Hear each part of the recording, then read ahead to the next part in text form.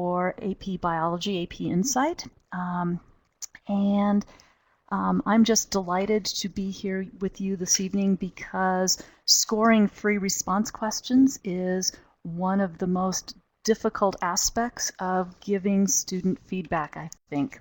And so I'm delighted that you are all here this evening. Hopefully you've been able to download the materials and are hearing everything okay. At this point, our webinar is only going to be as awesome as the conversation that we have together.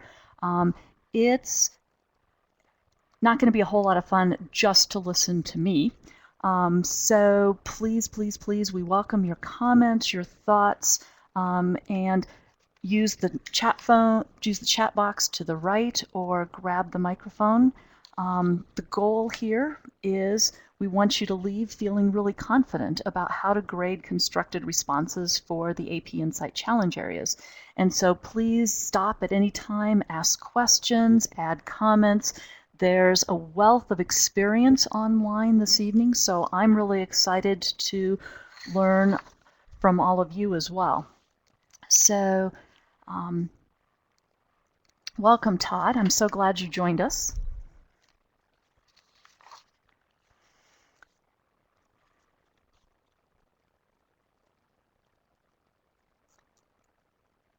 So we're going to give people just a second to sort of get caught up with the chat box.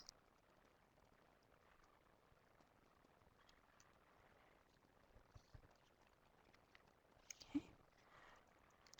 What's really awesome I've learned about the AP Insight, particularly when all of the consultants were doing their training, was it's just remarkable how much the AP Insight program has to offer everyone from beginning teachers to veteran teachers. Lynn's just asked a question, is the PLC 3 presentation what is running on the AP Insight site?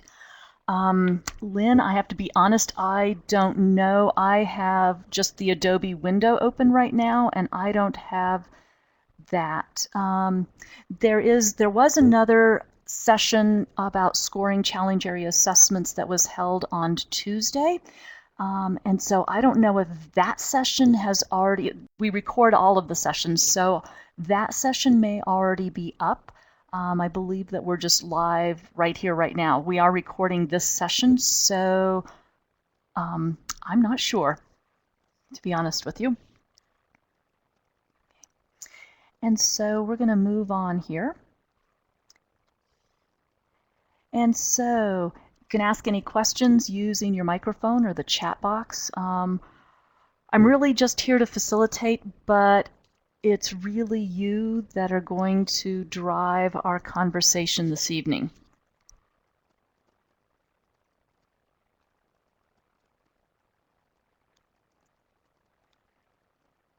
So great. Thanks, Todd, for sharing. And I see Lynn's typing.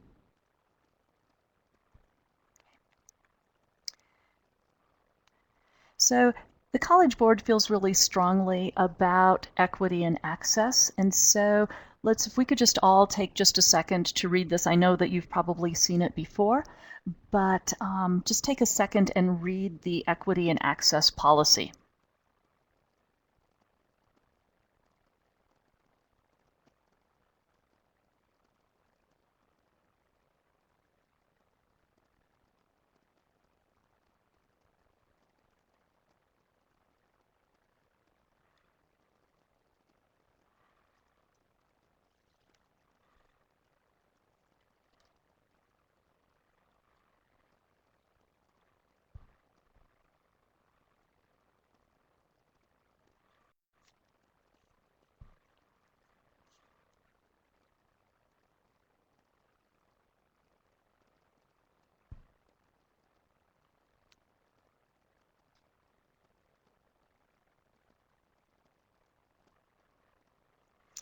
So this evening, our goals are really to understand how to accurately and consistently apply the AP Insight scoring guidelines to score a constructed or free response question.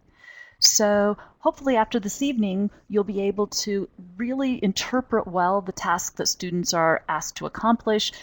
That's probably one of the hardest parts of the whole process. To be able to then modify a scoring guideline so that you can learn what's really required for each point. This is really sort of putting it into your own words. And then apply the scoring guidelines so that each student receives an accurate score. Provide strategies and resources to provide student performance, and then engage with the rest of our colleagues online throughout the year, sharing best practices.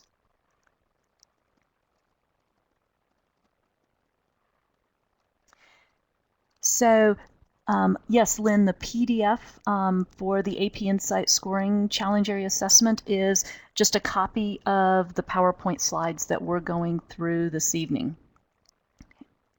So this evening, what we're, I don't know why. Worst case, I don't have your email, but at the end, if you can't get it to come up, we'll see if I can email it to you directly. So tonight we're going to go through a little process. We're going to practice understanding a specific scoring guideline. We're going to talk about strategies to apply it. We'll go through a little peer scoring activity and talk about strategies so that we can improve our student responses. That's something that I'm continually struggling with. Our question answer will be ongoing via the microphone and the chat box, and then at the very end, we'll do a little survey to make sure that we're meeting everyone's needs. So thank you, Mary, for helping Lynn out. Hopefully, Lynn, you'll be able to get it by using the little download button there.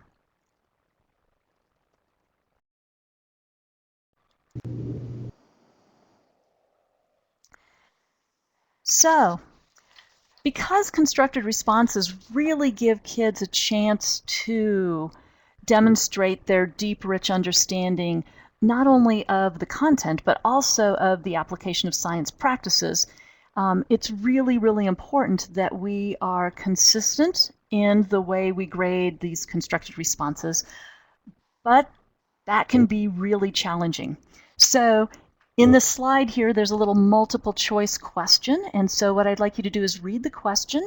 Obviously, there's no wrong answer. And would you just best describe your confidence in scoring constructed response?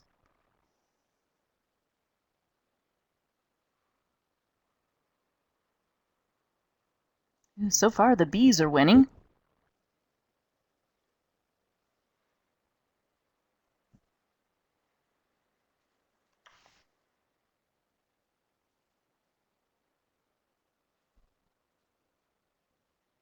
Oh, and a few A's.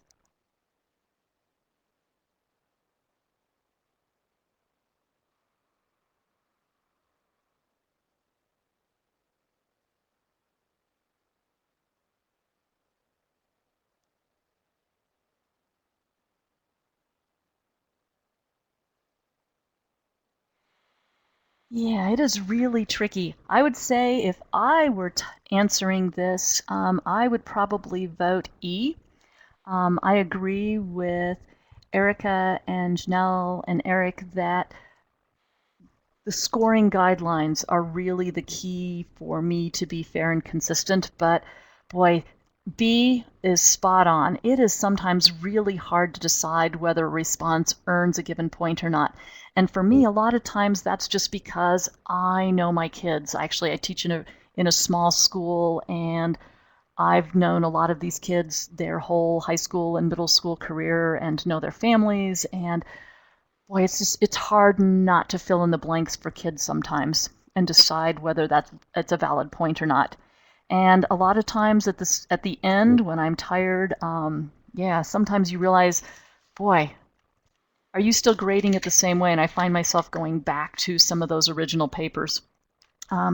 If my husband were here, he would tell you that I also talk to my students while I'm grading them. which is sort of funny sometimes. And so it's really important to know where we can get these constructed response questions in AP Insight. And so they're found in the challenge area assessments. And so students will take these assessments after they've done all of the building block quizzes for the challenge area. And so the constructed response questions, the challenge area assessments usually include 3 to 4 of them. The questions really mirror closely questions that students are likely to get on the actual AP exam in the spring. And what's really nice is that the challenge areas include both the long response, the 10 points that are broken up into small sections, as well as some short 3 to 4 point items. It really confirms whether or not students are making connections among those building blocks. And in the free response questions particularly, it's really about making connections, both across scale and across different content areas.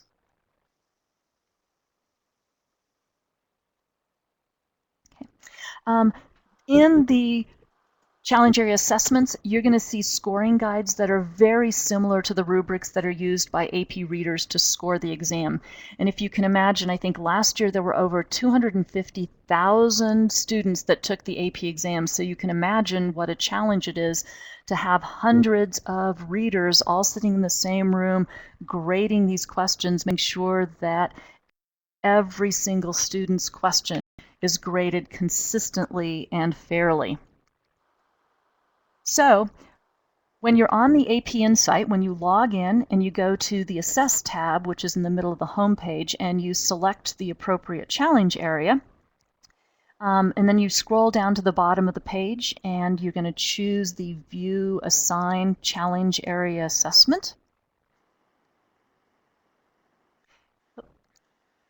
And so then you're going to select the Preview and Proctor booklet as PDF. And then you can download that just like we did this evening. Okay. So let's look at what's actually in a constructed response question. Okay. And so if you have that Proctor booklet handy, that may be easy if it's hard for you to read some of the materials on the screen. Okay. And so in each Proctor booklet, you're going to find all the challenge area questions and all of the proctored questions. So as I mentioned at the beginning, the only pages that we're going to actually use out of the Proctor booklet this evening are pages 1, 5, and 6. So those will be probably the most handy for you. So let's look at this 10-point question. We're going to focus on question 1, which is a 10-point constructed response question, because sometimes those are the most difficult to get down. But we're just going to look at parts A and B. Okay? So remember that the goal in grading these constructed response questions is to be fair and consistent, because there are 100 different ways that any given student could answer any of the constructed response questions. And we want to make sure that we can be fair and consistent. And with the scoring guidelines, it's actually reasonable and achievable. So the key is breaking this process down into steps. And so we're going to go through all of these steps, and then we'll go through an activity for peer grading. So the first step really in the process is to read the question and determine what you think ought to be in a complete answer. So you can see on the slide right now, there's just part A. So let's just take a minute and read this question and think about what will be critical in scoring this. And so as you read the question, just type in the chat box what you think will be critical scoring guideline points.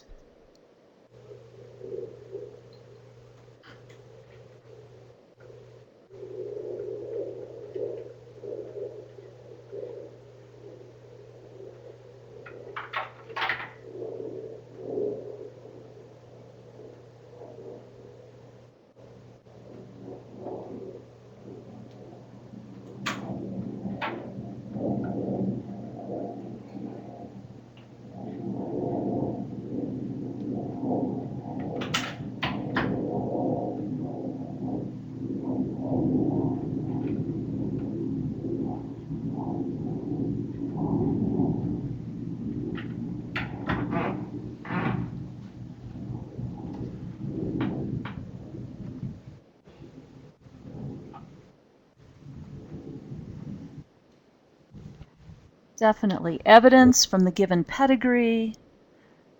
Definitely correct identification of the inheritance pattern.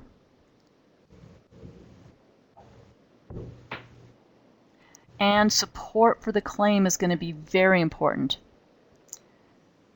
Exactly, Lynn. Recessive versus dominant would be one of the two characteristics.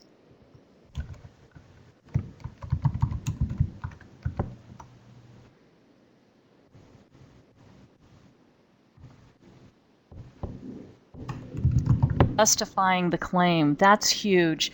I find that that's a place that my students often forget to support their answers. Exactly, Melissa. And provide examples.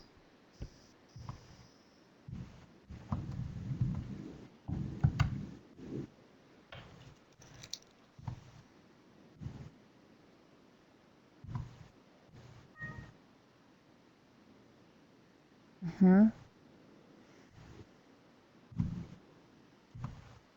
Yeah. And now notice that in part A, it says that students can choose to draw a Punnett square to verify the claim. And so you can see as they look at the pedigree, how will they turn the pedigree into a Punnett square? Now, it's only a suggestion of an approach. Students don't have to draw a Punnett square to get the point.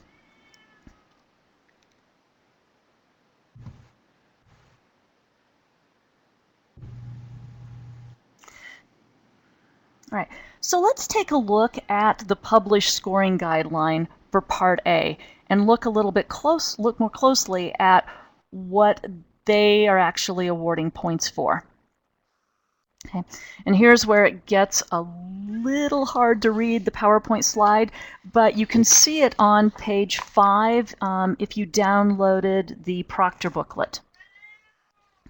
Okay.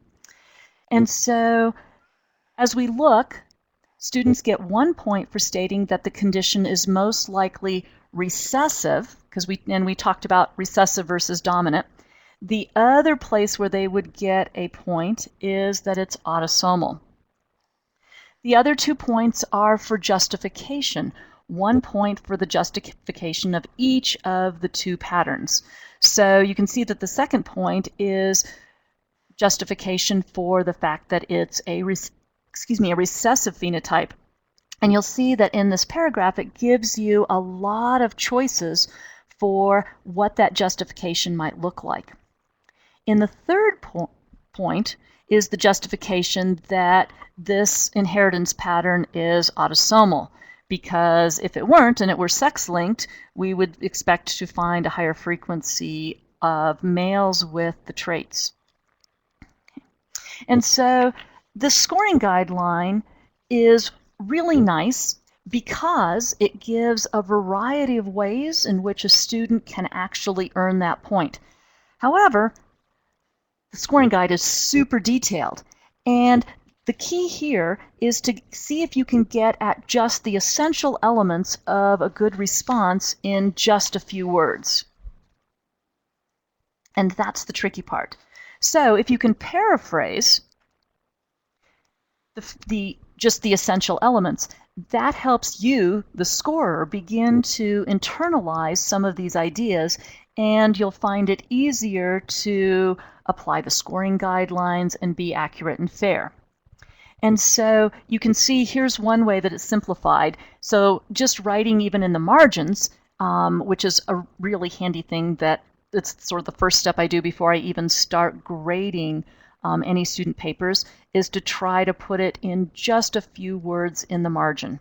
So you can see that they've summarized that the trait is recessive and autosomal, the evidence for recessive, and the evidence for autosomal. Okay. And so by analyzing and internalizing the scoring guide section by section, you're interacting with the content and thinking about what a really good answer is going to look like. Sometimes it's easier just once you have it in your head. Those little short summaries are what you're keeping in front of you while you're scoring, but it's really important that you always keep the full detailed scoring guide with you in case you come across that sort of oddball student answer. Maybe you don't have those, but I have those all the time. Okay?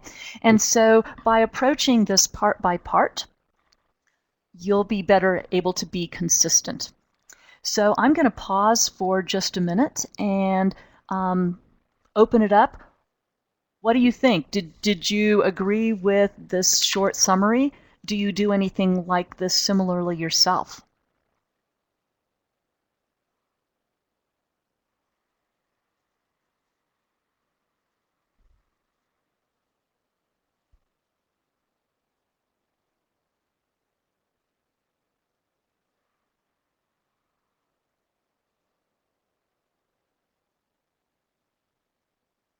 Oh, Jessica gave the assessment today. That's awesome.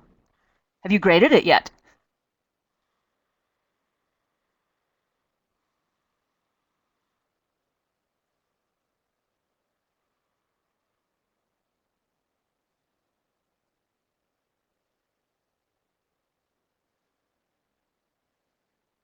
Yes, keeping the rubric right beside you, Erica, is huge. And Jessica's not that fast. Yeah, it takes me days sometimes.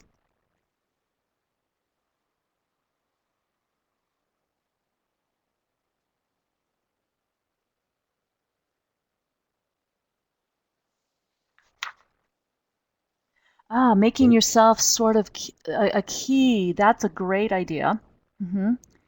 Yep, and comparing early and later papers is really important to be consistent. In the actual reading, if you're a reader, they will actually look for quality assurance, quality control, and so they will slip you a paper that someone else graded just to make sure that every grader is grading consistently. And often they will give you your same paper, a paper that you graded earlier back, because after you're grading hundreds of papers, you can't recognize them, to see if at the beginning of the day you're scoring papers the same way as at the end of the day. And so the system is really set up to make sure that it is equitable and fair for all students, regardless of whether your paper gets graded first of the 250,000 or at the end. Janelle, we're going to talk about peer scoring in just a minute. So you are right on track. And we'll be moving right to that shortly. Okay. So then, the next idea then is to read some sample papers. And so I just pick 3 or 4 papers, sometimes 5 or 6, and sometimes I will pick some of the papers blind. Sometimes I'll pick a paper from what I expect to be a high-scoring paper as well as a low-scoring paper. And I read them just to get a sense of what students are actually saying and how they're interpreting the question. Because often in these first 3 to 4 papers, in these sample papers, I'll be surprised at the way students actually read the question and what they interpreted. And so you don't want to score these first 3 or 4 papers, but think about how you'll apply the scoring guidelines and what might be required to earn every different point. And so when you're at the AP reading, they literally will read hundreds and hundreds of sample papers. And if you consider that there's hundreds of thousands of papers, proportionally that makes sense. They'll read them both before and after the rubric's established, and before the grading begins. So it seems like you want to just jump in. I know that Jessica would love to have all her papers graded tonight, but this will ultimately save you a ton of time in the long run. There's nothing more frustrating than awarding a point and thinking that you have to think, oh, I know another paper had that, and then you have to go back and reread and find and make sure that you were fair in all the papers. Having been there and done that and regraded a whole batch of papers, it's really tough. Kimberly, you've asked, how can we apply to be an AP reader?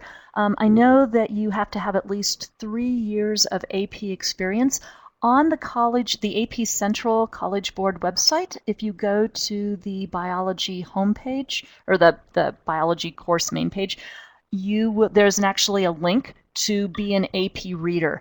I don't know if the deadline has already passed to be a reader for this year. It's definitely go to the AP Central College Board website and on the biology page and take a look at that link, and you'll be able to do that. It's good just to take a look at it, even if you're not going to do it this year. And so remember, this is the hardest part. So we're looking at this sample essay. The hardest part is that you can only grade what the student writes, not what they imply, not what you wish they'd written. And this is where I start talking to my students as I'm grading their paper. I'm like, oh, I know you know this. You can't draw conclusions for them. If it's not on the paper, they can't have the point, because while you know your students and you may know in your heart of hearts and your deepest gut that you know what they meant, you're really doing them a disservice to interpret papers for them, because when those readers at the AP scoring are grading their papers, you have no idea who anyone is and no one can interpret anything. So sometimes that's the hardest part. Okay, so let's do a little practice. And we're going to look at part B of the same question. So some scoring guidelines of a challenge area really don't require the simplification, those short words that we wrote out on the left-hand side. That's especially true for the 3- and 4-point questions, but 10-point questions grade so much easier if we continue this process. So what I'm going to have you do right now is read part B of the question, and you can also read the information on page 1 of the Proctor Guide. And what I'd like you to do right now is to, in the chat box, list what you think are those critical scoring guideline points. What words would you be writing out in the margins for part B?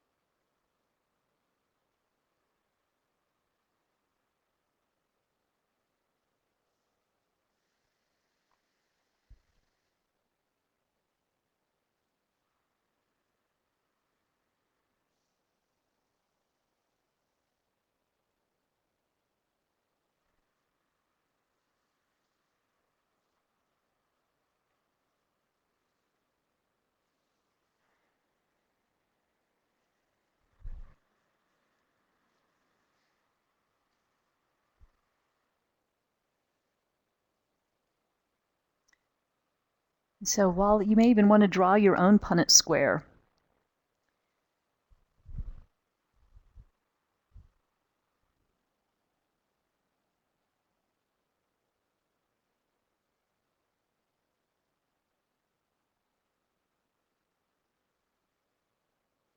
Two heterozygous cross in the Punnett square.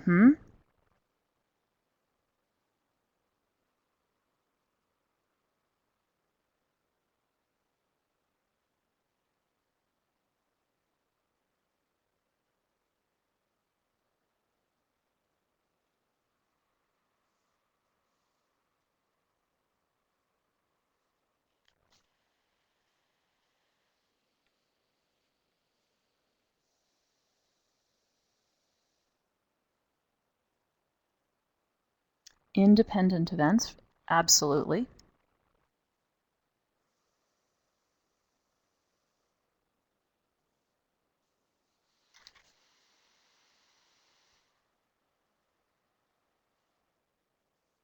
Oh, nice words.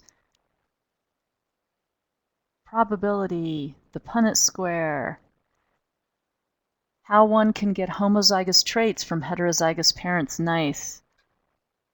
Independent assortment, law of segregation, ratios, phenotype, genotype.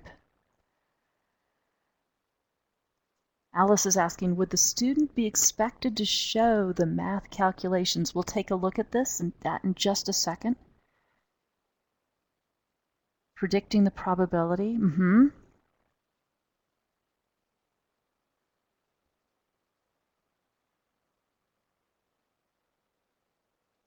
Percentage and probability.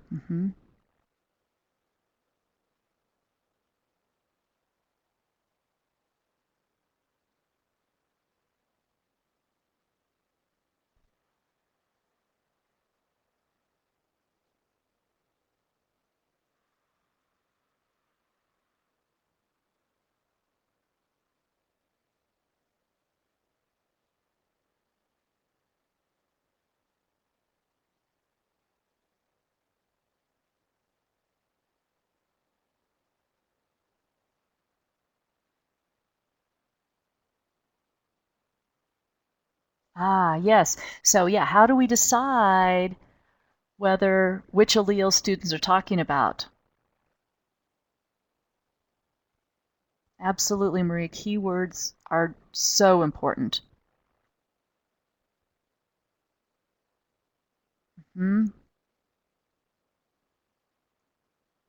Right, starting with what already is known becomes the basis for that Punnett square.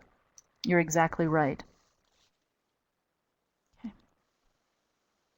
So I love your list of keywords and key ideas. And so now that we've generated them ourselves, and sometimes when you're working through these problems, you'll be like, huh, and find yourself really sort of grappling with the content yourself. And that thinking through of the question really deeply yourself is really what's going to take you to that next level in scoring consistently and fairly.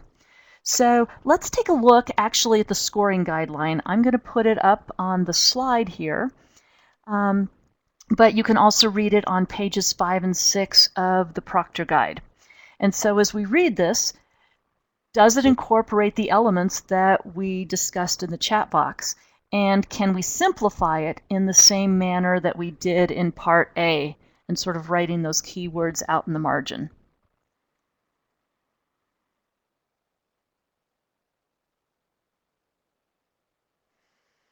So you can see that you get a point just for stating the probability that there's a 25% or a 1/4 chance that the spotted phenotype will be expressed. And it's really important that they remember that the spotted is the recessive. You get a point this time for actually drawing a Punnett square because it was explicitly asked for this time.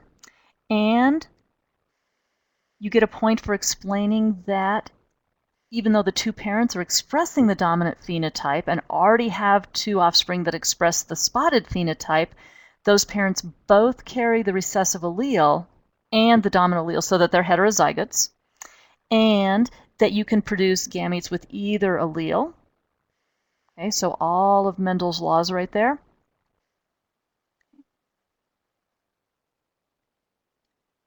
Todd says, students need to be succinct in their responses. Can their answers be as brief as those in the scoring guidelines? Yes.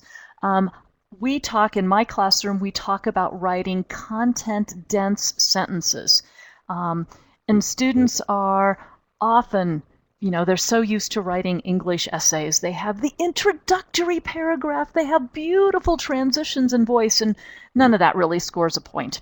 And so as we're learning, sometimes when I show students scoring guidelines, you don't have to write volumes and volumes. And particularly when you look at the 3 and 4-point scoring guidelines, you can answer those questions and get full points in 2 to 3 sentences if you're spot on with your content.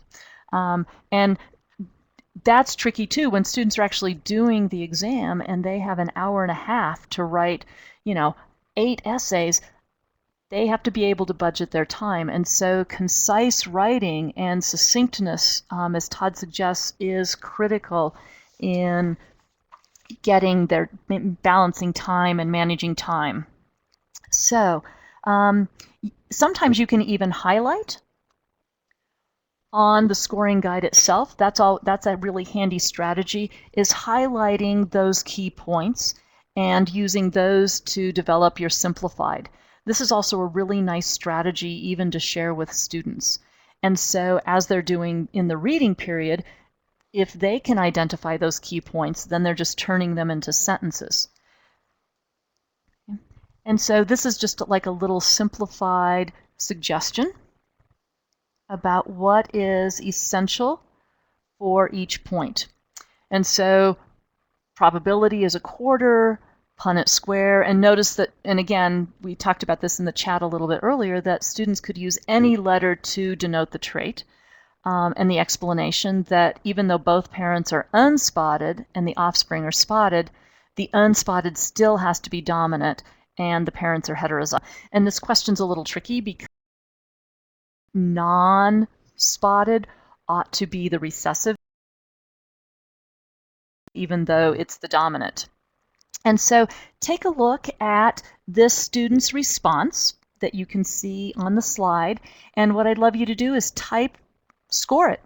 How many points would you give this student's response? And type your number over in the chat box.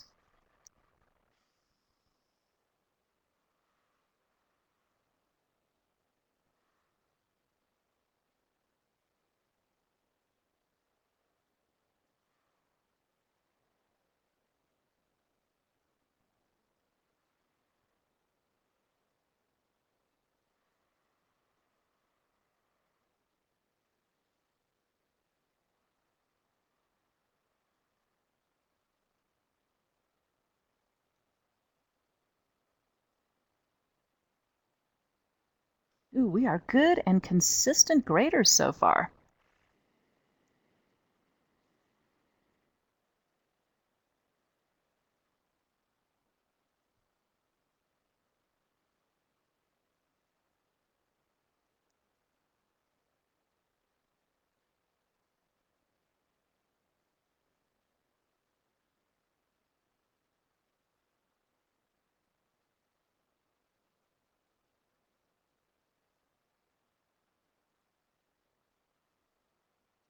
Great question, Alice. What do the rest of you think? Would you do a 1:4 as a 1 to 4? Would that be accepted as a 1/4? What do you guys think? You're the reader.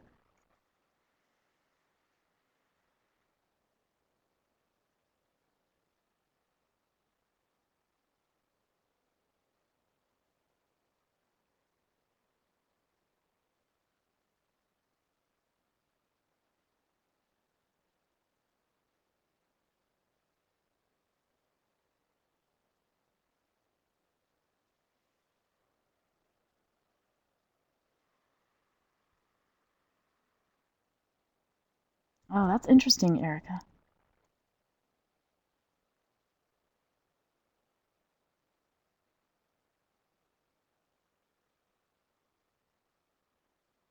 Mm-hmm.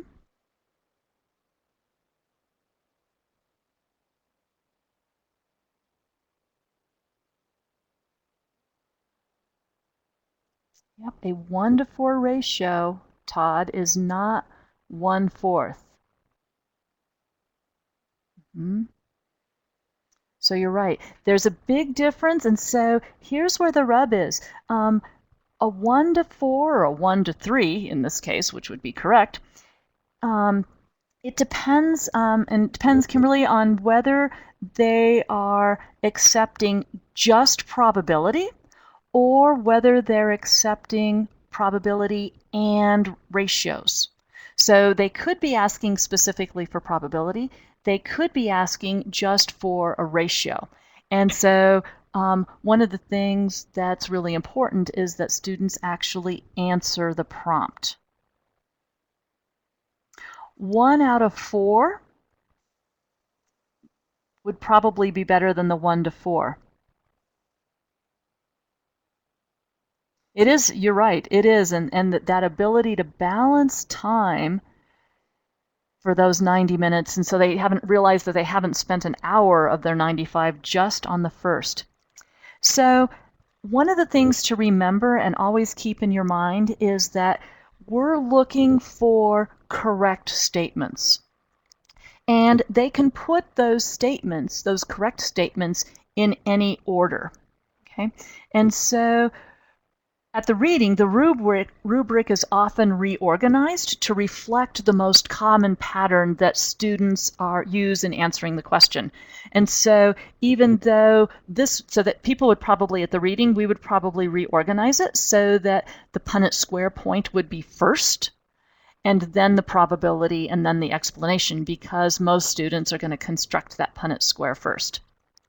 So one way to think about the awarding of points is like people going through the turnstile. Students could write lots of incorrect stuff as long as it doesn't contradict, but they don't lose any points. And so every time you spot a correct point, bam, it's like somebody went through the turnstile and they are awarded a point. So let's take a look at one teacher's scoring of this.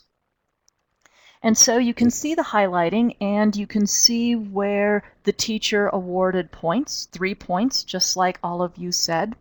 And so could you score fairly and consistently with a simplified scoring guideline like this?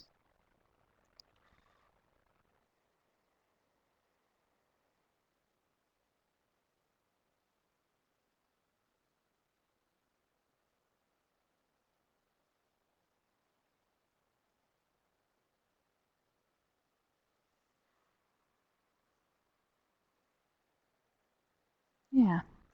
And I think it would also really greatly reduce the time that it takes to grade all these free response questions.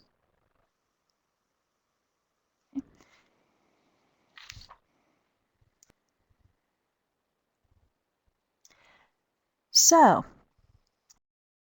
it's really important to read these sample papers. And to really sort of reading these sample papers really lets you understand the scoring guide. And it really gets the scoring guide consistently and solidly in your head. It makes you feel really confident about your simplified versions. And these samples are just provided here to illustrate that there's all kinds of different responses, and reviewing a whole bunch of different responses can really give you a better feel for students' understanding and interpretation of the question.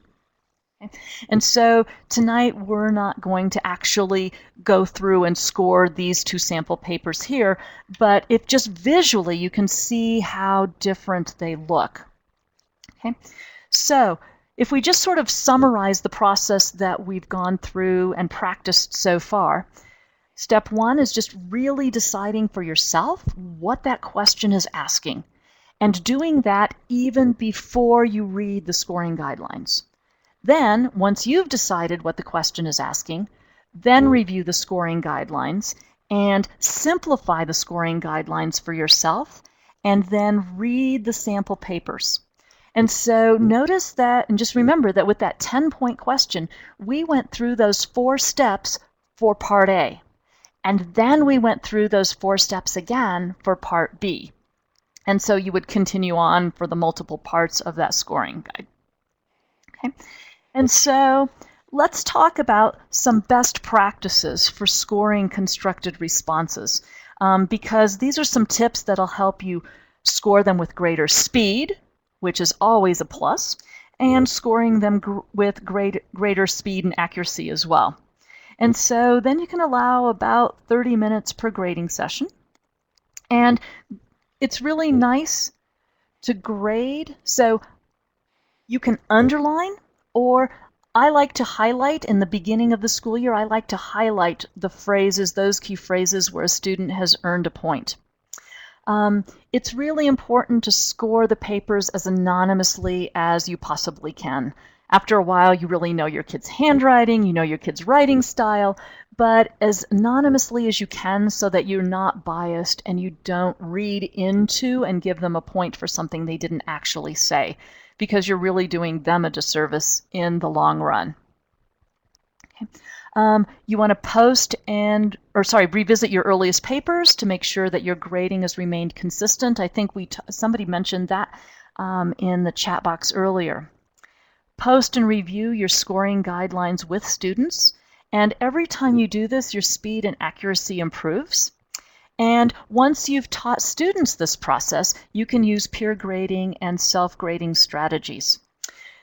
So, for example, when you underline where the students have earned each point, a lot of times I'll do that and I'll ask students to hold their papers at arm's length and squint so they can't actually read the words, and then we do an analysis.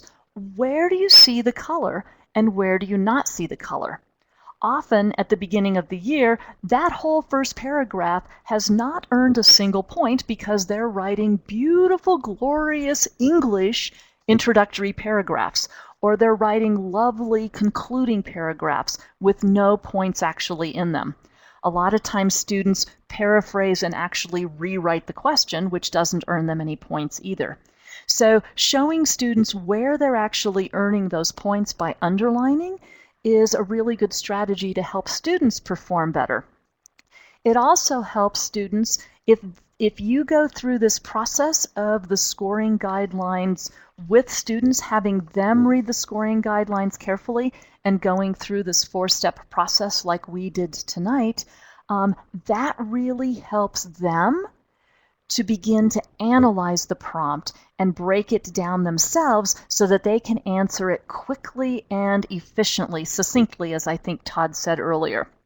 I always joke with my students at the beginning of the year. I tell them, okay, what does AP stand for? And they all dutifully say, oh, advanced placement. And I say, no, it stands for answer the prompt. Because a lot of times they answer what they think the prompt ought to be, but not what it's actually asking for. Okay. Giving kids the scoring guidelines is really, really powerful. Okay. And so if we were going to apply this then to peer scoring, you would use these same 4 steps for students to score each other's. So if you put students in small groups, 3 to 4 students, they go through that free response question, list what they believe the question is asking, and even that conversation is incredibly rich as kids start really then digging into the prompt itself. And then you can get feedback from all of your small groups, decide as a class what the question is really asking, and then display that information. Then you'd do step 2, you'd hand out to each group a copy of those scoring guidelines, and they then determine how the points are earned for answering the question.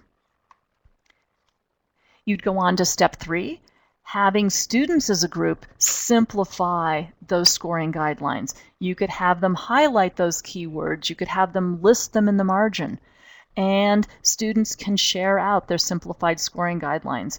With all the different technology tools, there's a ton of different technologies that you can use to even have students share them on a smartboard or, an interactive whiteboard.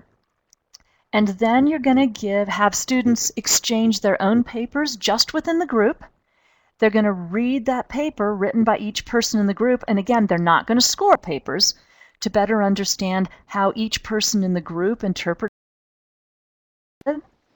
And then you can ask the groups to determine if they want to make any adjustments to their simplified scoring guidelines.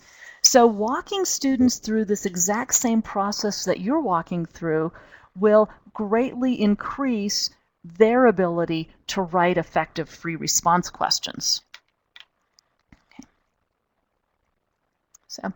And then Once all, oh, I'm sorry, Alice is asking, do I assign groups or let the students pick partners? You know, that's a great question. In my class, I have a seating chart all year long, and I have tables in my classroom, so my students are already sitting in these table groups of 4. I change the seating chart every 2 weeks. And so usually, and they're used to changing and they're used to working with lots of people. And so I guess in my case, the groups are assigned by virtue of the seating chart. And so I guess they're assigned in that way. I usually don't have students picking partners because I think it's really powerful for them to see how a wide variety of students respond to these prompts.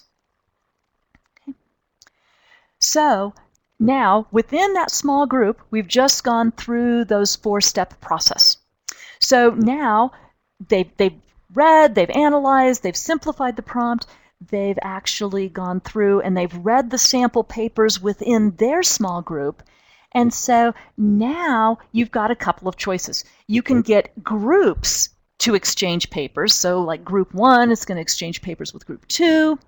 And each group member then scores 1 paper. They can highlight the places where they earned points. Okay. Another option is that the groups exchange papers. So group 1 is going to exchange with group 2 again. And on a separate page, each person in group 1 writes the names of each person in group 1, in group 2. And then they're going to score the responses of each person and track the scores. And so oftentimes, and that will happen in the AP exam, papers will get scored multiple times by different readers or sometimes even by the same reader, again, just to ensure that consistency in grading. Okay. And so once all the papers have been scored, in option 2, each paper is going to get scored 4 times then by each member of the group. And you can talk about discrepancies in the score. This option 2 really models what's happening at the actual scoring. Okay? And so then they can come to a consensus. If your students are reluctant, on the AP Central, the College Board website, there are prior essay questions, free response questions that have been released from prior years. Every year they're released shortly after the exam. And you can also get sample student papers. So the College Board posts an example and they actually give you the score. And so you can pull down and print as a PDF. You can print a 10-point paper, an 8-point paper, a 5-point paper, a 2-point paper. And they actually will give you in the College Board, they'll show you where those points came from. And that way you're not, if you're hesitant to have students grading each other's papers initially, that's a very anonymous way that they can also grade those. So what do you think? Are there other options? Have you done this? Because some of you have a great deal of AP biology experience. What other ways have you used in peer scoring?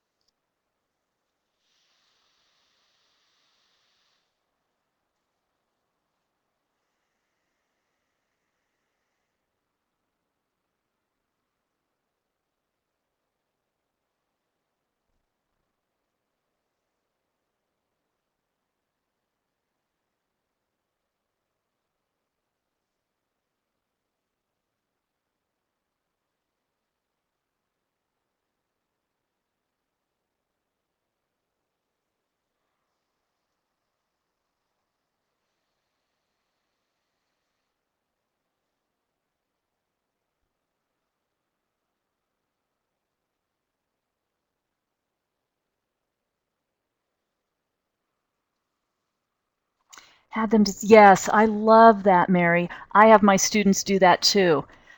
So they've read it, and sometimes I don't even have them actually write the essay at all. Their task is to actually write the rubric, and then they compare it to the actual rubric.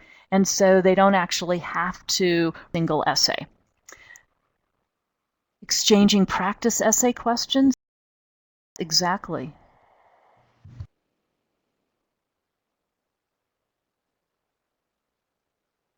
Kagan strategy, yes. Use a rubric to score their peers.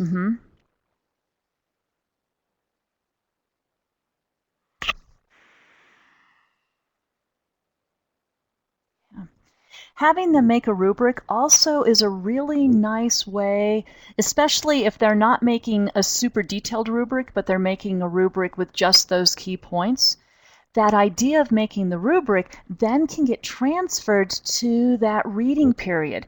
Because really, if you think about it, that's what a student's doing during the reading period, is they're writing down those key points that then once they get to the writing period, they're going to actually turn those key points into sentences. And I'm thinking back to the comment, I think it might have been Todd or maybe Eric said earlier about being really succinct. In the beginning, if you gave them the rubric to practice writing succinctly, you could have them, so for example, take part A of this free response. When they're looking at that rubric themselves, how would they turn that rubric into a really concise, succinct paragraph that doesn't waste any sentences that don't earn points?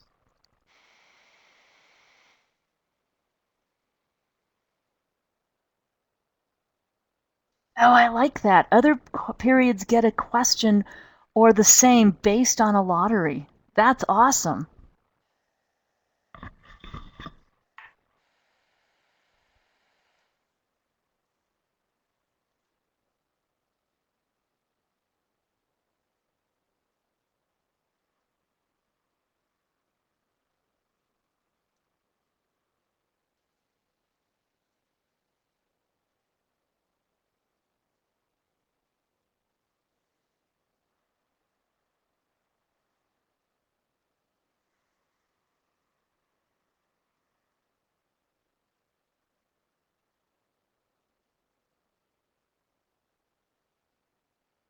Exactly, Lynn. Highlighting, yeah.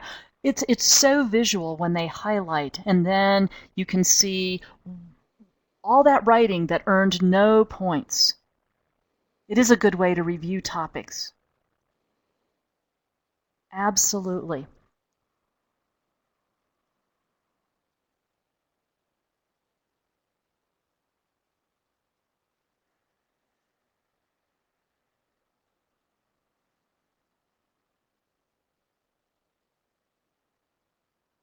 Mm-hmm. Fluff. Yeah, maybe fluff should be an official AP word.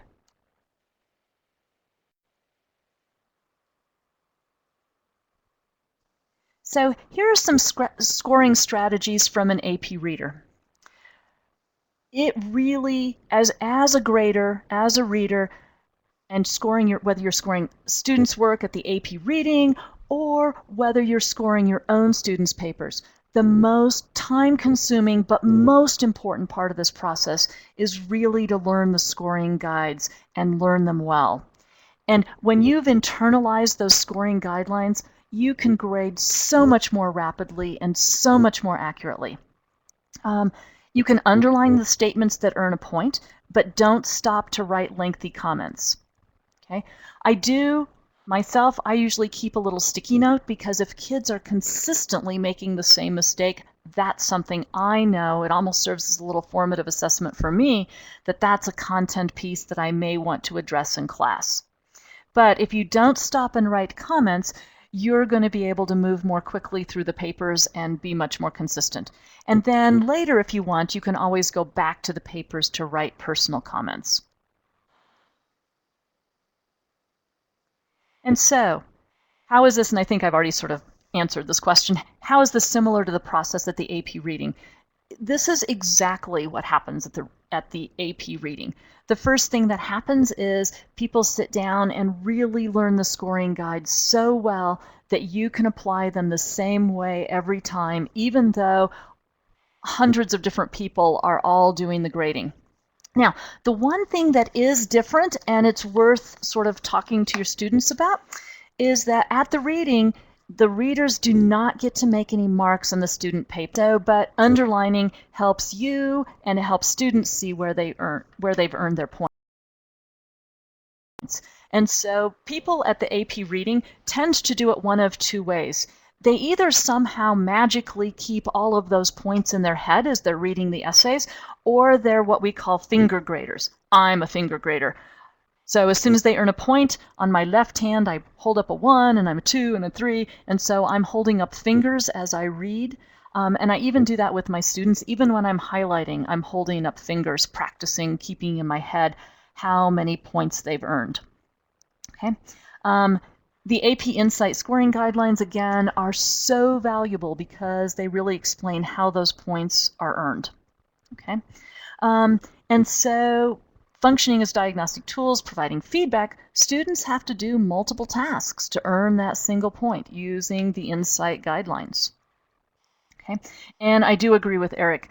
I mean, yeah, it sort of sounds crazy that somebody would sign up to go grade papers for all day long for a whole week, but the collegiality and what you learn, both about content and pedagogy and the opportunity to talk with people. There's always a beer and biology evening and they bring in great guest speakers. I know last year Anne Brokaw came in and talked about Howard Hughes Medical Institute resources one evening, and so they also bring in great things, and just the sharing that happens makes you a much better teacher.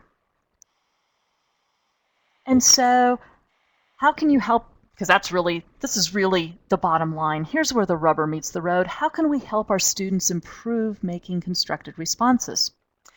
One of the best things you can do is have students, even though it says that it's an essay means that it needs to be in complete sentences, which means they have to start with capital letters and end with punctuation. And so, but they can write the letter A and then write that paragraph for letter A. It's a really great idea to skip a line or two between each section. So they're clearly putting an A, writing their paragraph. Skip a line, put a B, write that paragraph. And that lets them, if they're writing part C, for example, and they're like, oh, wait, and then they can go back and answer part A, they've got space to do it. Okay?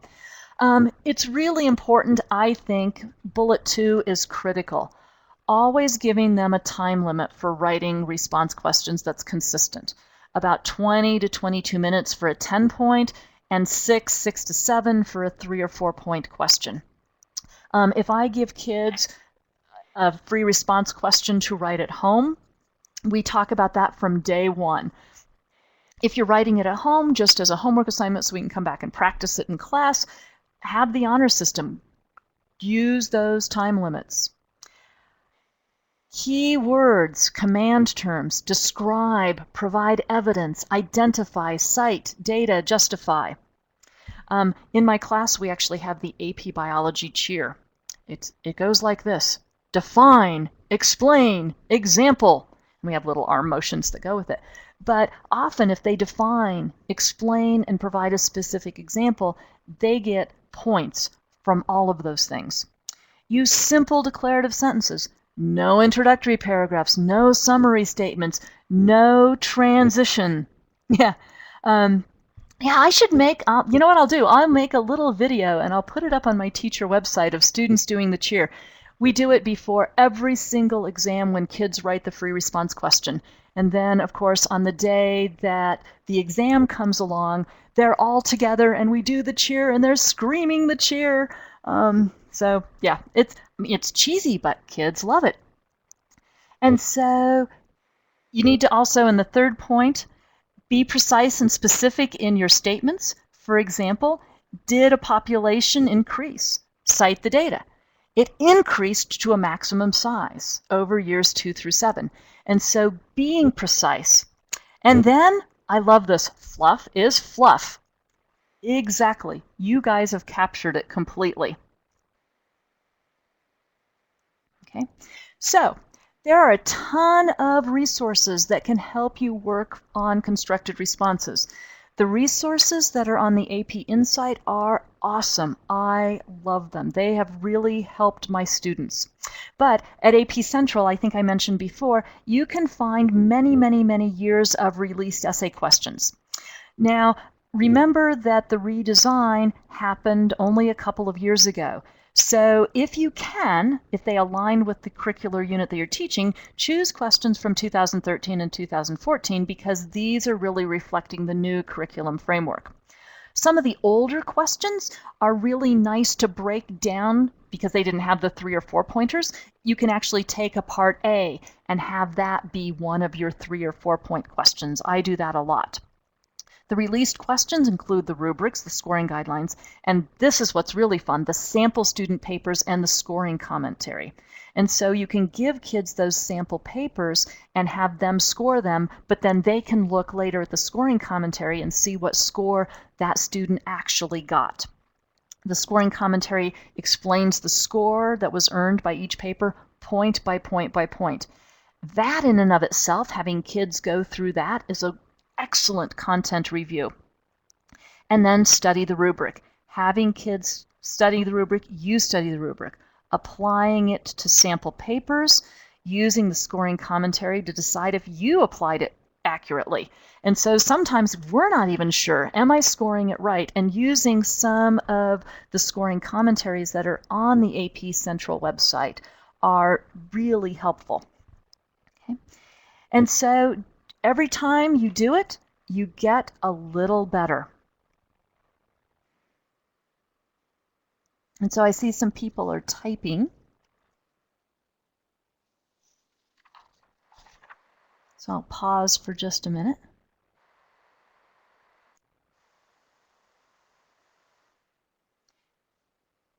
And so I know many of you experienced teachers know this, but every year all of the free response questions are released. They usually come up within a couple of weeks after the reading is over in the second week of June.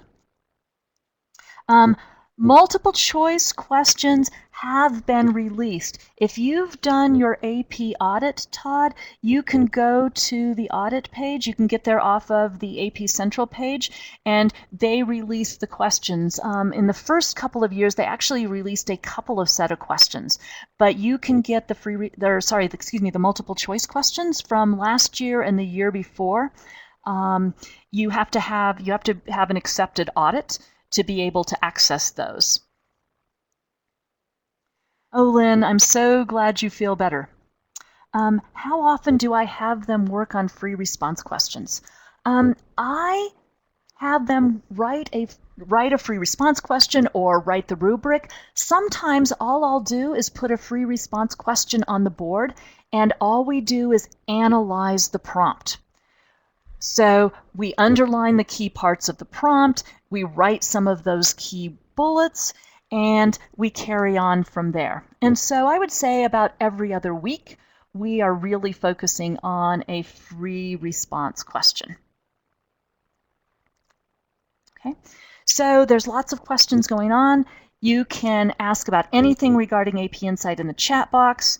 Remember that there are resources from where on the site are the multiple choice questions? Oh, okay, so when you go to the College Board website, you can go to, when you go to the biology homepage, if you scroll down a little bit, there are the exams and it takes you to a link and you can see the exam questions right there. Okay. This recording of this session will be coming soon. And please, please, please don't forget to share what works. There is a wealth. I've got the microphone, so I've been talking all night, but there's a wealth of information sitting here online tonight. So please, please, please go to the Share What Works session. All right? You can check out, so there's the Share What Works. You can ask more questions, hear other AP Insight teachers' experiences. And this was an awesome webinar, made awesome because of you guys. Your comments, your thoughts, your input in the chat box has been terrific. So before you go, please, please take the survey at SurveyMonkey. Here's the link. I'm going to actually try not to mess it up, and I am going to type it in the chat box as well, so it will be easy for you to get there as well.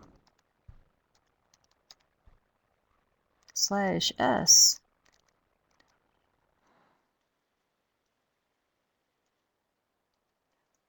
So I'm just double checking my typing, and I think I got it. So there's a link. It's in the chat box right now, so you can actually do a direct link from the chat box if you would. And the survey is actually how you're going to get your CEU credit and attend and get your attendance reporting. And there's more information there. I'm going to put the Survey Monkey back up. And so, oh, Shruti, I'm glad that this was helpful. And really, this webinar, this PLC, underscores the importance of community. I have learned so much from so many other teachers. I am so indebted to so many AP biology teachers who have shared so much with me. You guys sharing tonight, great ideas. Keep talking. The sense of community is what really makes us all better teachers and makes our students achieve at higher levels. So thank you so much, and I'm going to stay on the line. So once you've completed the survey, and if you don't have any questions, you're free to go. Oops. And I'll just hang around here for 5 more minutes if you have any questions or concerns. And I just want to thank you so much for spending your Thursday night with me. And Jessica, good luck with grading your papers.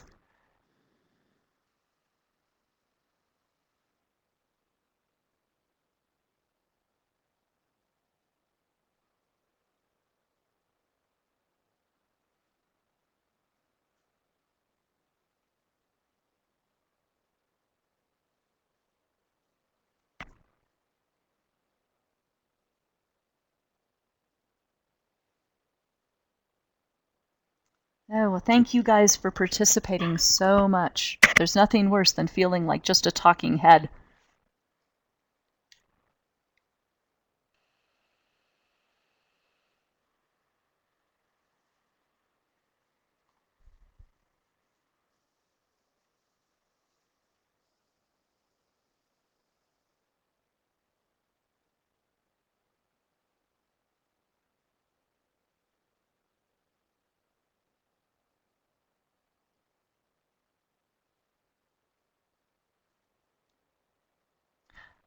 Oh, good, Todd. I'm glad you found it. Yes, those are great, great, great resources. And so you should be able to access multiple choice questions from previous years. And just remember, the one thing that's really important is that when you access those things on the audit, you are agreeing that you won't make any copies available electronically.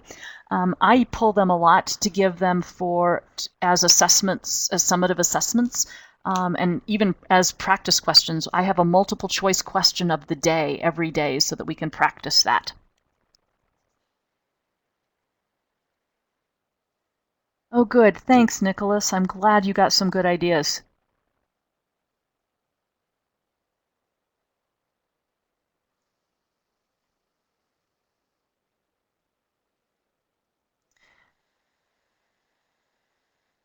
So, Lynn, it looks like you might still be on the AP Central, the biology page. And so what you're going to have to do is go to the audit page to get to the released multiple choice questions. And that will take you to a different screen.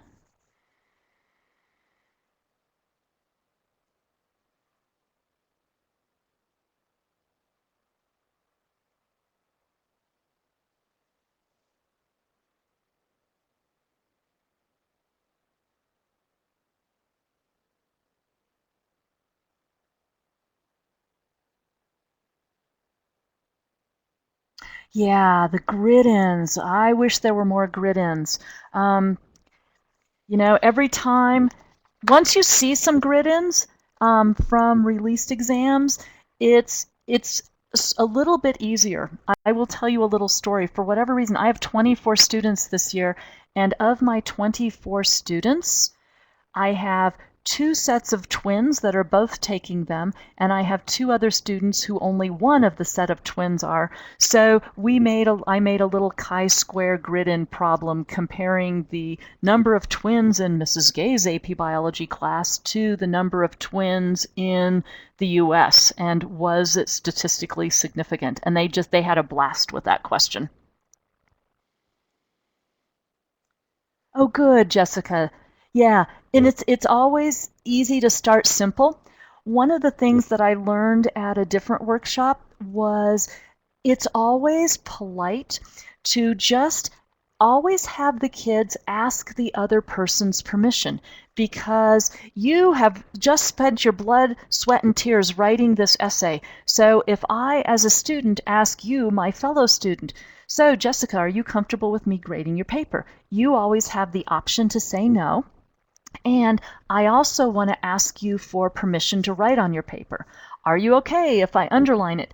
After kids are used to it, those questions seem a little cheesy, but they still ask those questions just as sort of a form of respect. And so everybody has to get a little bit comfortable with peer grading, both students and teachers. That said, when we peer grade essays, it's as practice. I don't actually have my students peer grade summative assessments. I grade them.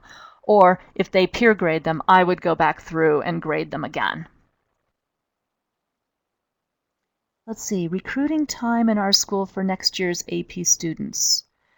To find the brochure, other students. Todd, I got an email not too long ago. One thing that you could do is definitely talk to your AP coordinator, because they get a lot of materials from AP Central. One thing I do is I'm in a small school of about 700 kids, and my AP students actually go and talk to the other, well, half of the biology kids, or the general biology kids are mine, but they go to the other biology teacher and they bring their glowing bacteria, they bring their gels, they bring little artifacts from AP Bio, and they go give like a 2-minute presentation to every biology class. And that really fires up the general biology kids to want to take AP Biology.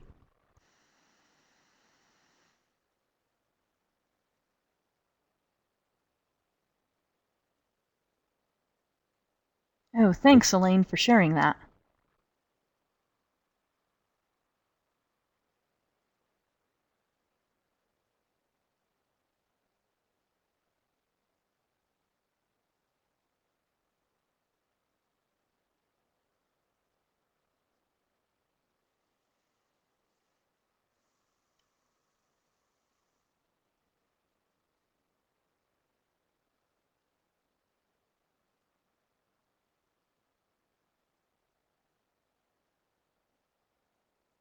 Okay, Shruti, did you complete the audit? If you did, you can go to the audit page. Okay? So the page where you see that you are certified for your audit, there's a little tab. I'm almost certain it's on the left, and there's a tab for resources. And in those resources are the AP multiple choice questions.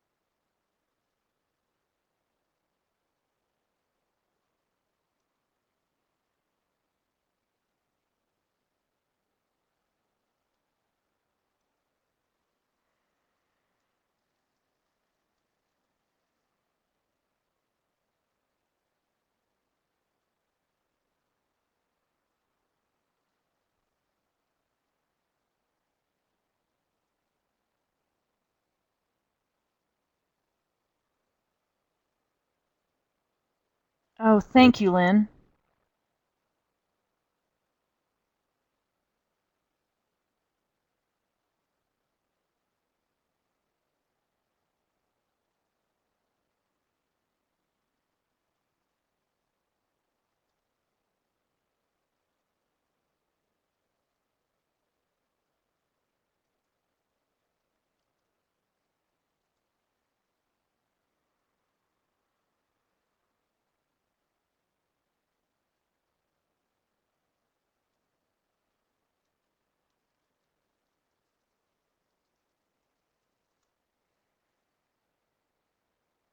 Oh, good. I'm glad you found them, Shruti.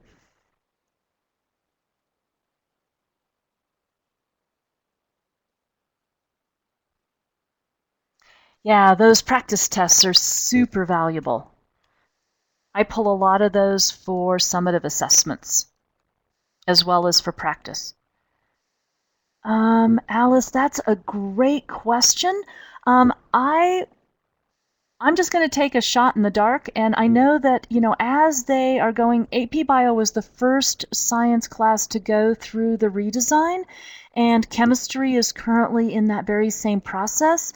I'm going to assume that they would be doing something similar. I don't know that for certain because I've only completed an audit for AP Biology.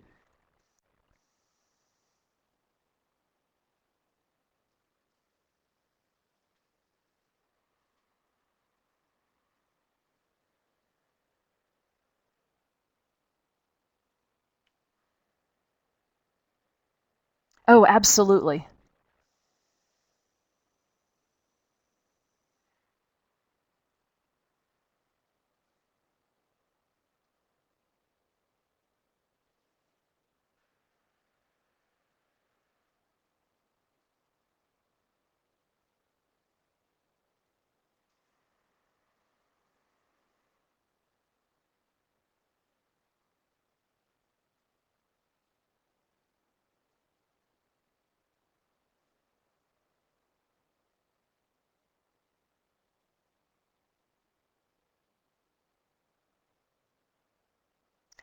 Yes, Jessica, that was the very email that I was thinking of.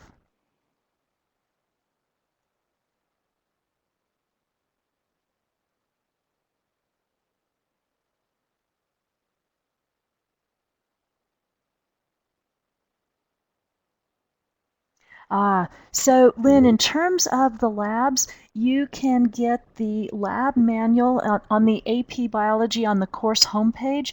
There is a whole lab section where you can get information. The other thing is that if you have not joined the AP Biology community, you can also do that on the AP Biology homepage.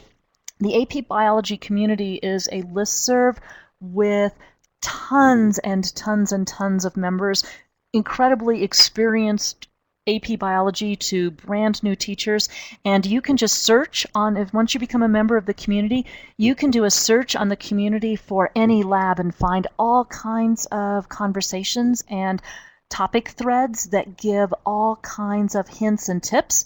If you have a specific question, you can type that into the community and start a new thread, and you can get hundreds of answers just in a few minutes. Yep. And Paul has great videos.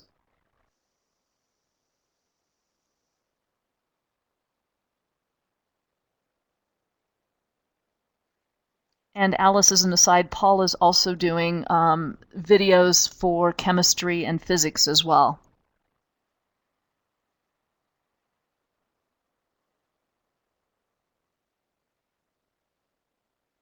Yes, crash course.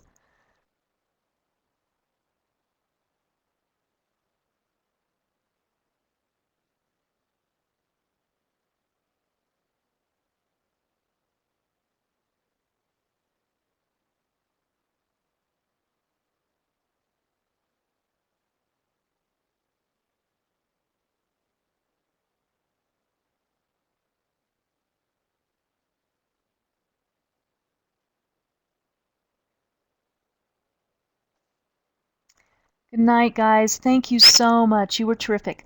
Um, Yes, all of this, Lynn, will be posted on the AP Insight. You'll be able to access all of these webinars, all of the PLC webinars, and they will be available. This one will be up soon, I would suspect, in the next couple of days.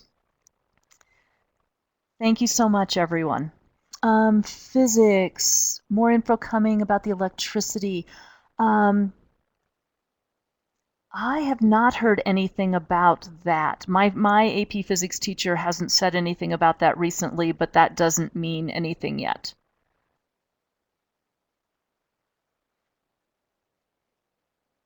Thanks so much, guys. Your students are lucky to have you.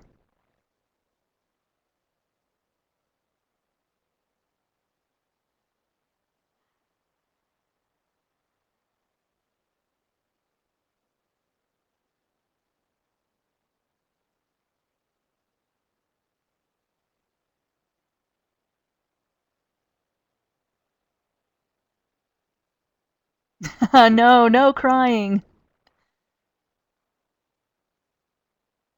We are all in this together.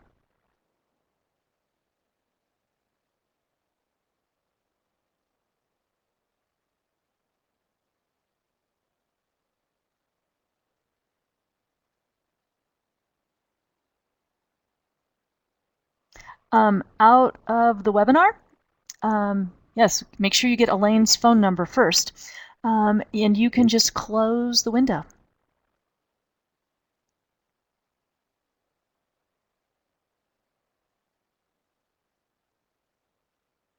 Good night, Elaine. Thank you so much for helping out and being here.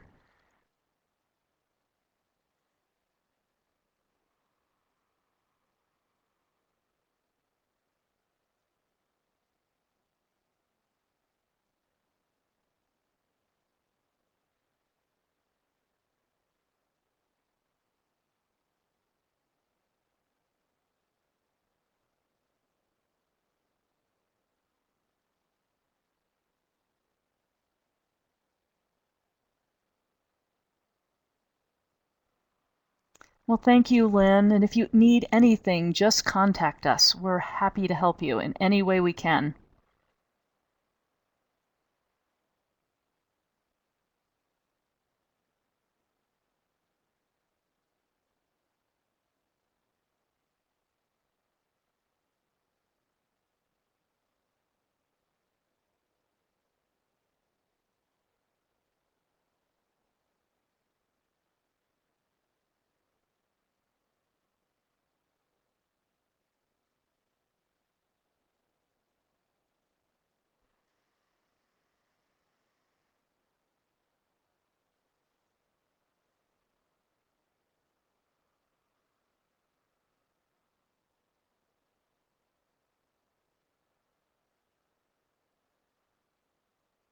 So, Lynn and Maria, are you still here?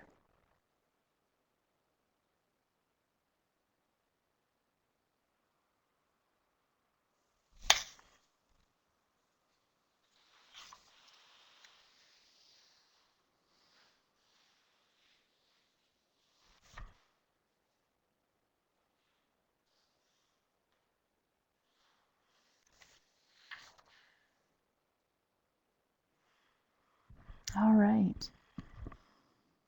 Maria, if you don't have any last minute questions, I'm going to go ahead and close the meeting for this evening. And I'll wait for just one more second in case you have a question.